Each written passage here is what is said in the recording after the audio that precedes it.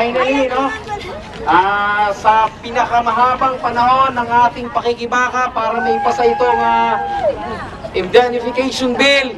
Ngayon ay malapit na po itong maging batas. Kaya ang banggit po kanina ni Representative Erin Tañada, malamang at malamang po sa EDSA anniversary, pipirmahan ito ni Pangulong Aquino. Yung sinabi niya kanina. February po.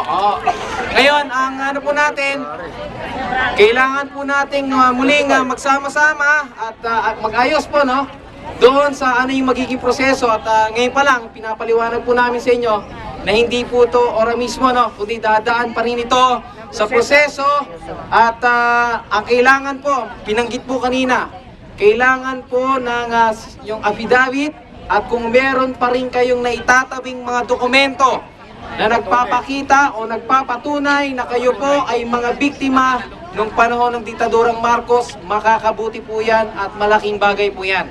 Kaya ngayon, napaka-historic po nito dahil finally ay magiging batas na po itong indemnification bill. Kaya po, marami pong salamat at patuloy po natin, sabay-sabay po natin sigaw, karapatan ng mamamayan! Karapatan ng mamamayan! Salamat po.